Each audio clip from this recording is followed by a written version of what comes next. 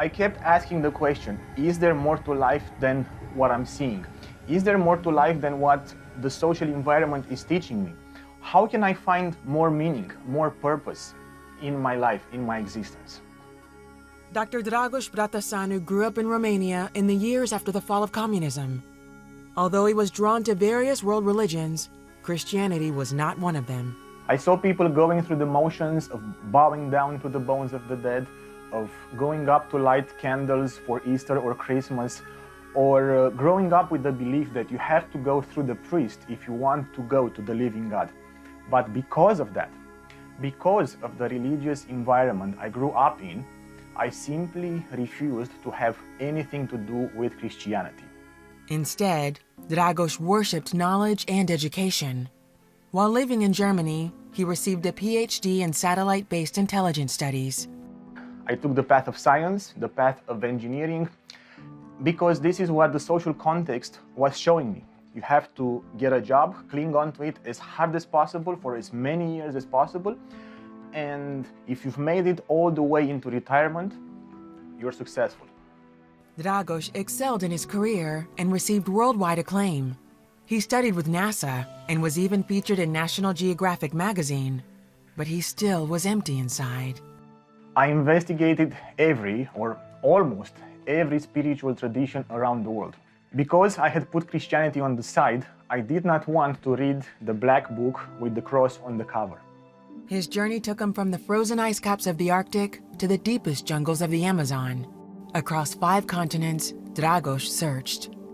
So I had spent about 7 years researching, practicing, meditating, studying all these spiritual traditions. However, the more I studied, the more I could not get to the knowledge of the truth. Almost every area of my life crumbled. My relationship ended after 6 years. My startup company didn't work as I was hoping it would work. And it ended up with me in my parents' apartment in depression and such wretched pain. His despair even brought him to the brink of suicide. It got so bad that I was walking past graveyards as I was coming back from work, and I was cursing the dead for wanting to be in their place. One evening at his parents' apartment, Dragos decided to pray.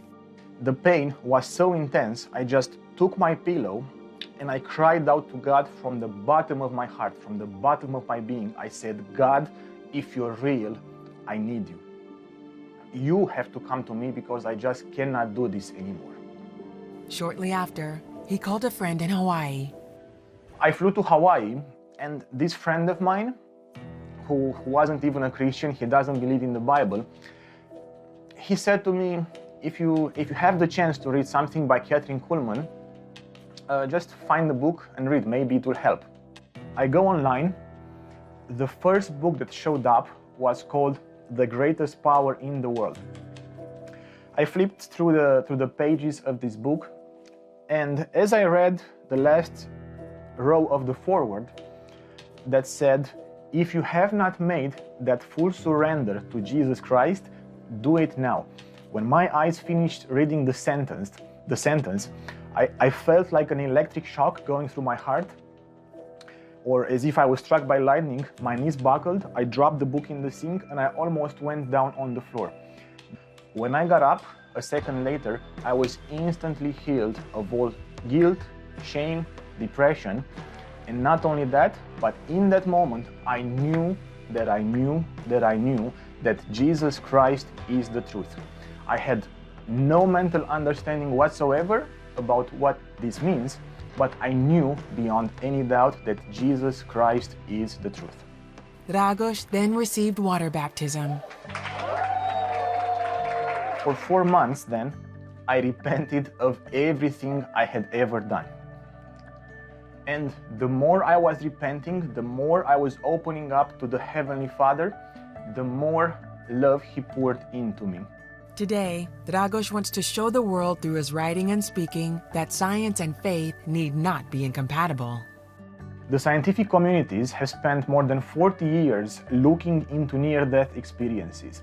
And after studying thousands and thousands of testimonies of near-death accounts, Some of the best scientists in the world have come to the understanding and the knowledge that there is an afterlife, and heaven and hell are real places.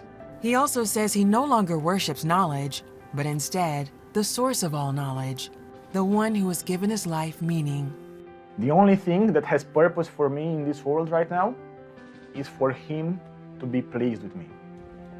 All I care is that the one who saved me when I was on the edge of the grave, when I was struggling in despair, he reached down from heaven, he grabbed me from near death, he put me on the rock, he gave me a new life of hope, of love, of power. Now all I care is for him to be pleased with me. Jesus Christ for me is the beginning and the end, the Alpha, the Omega, the meaning, the purpose, and the life.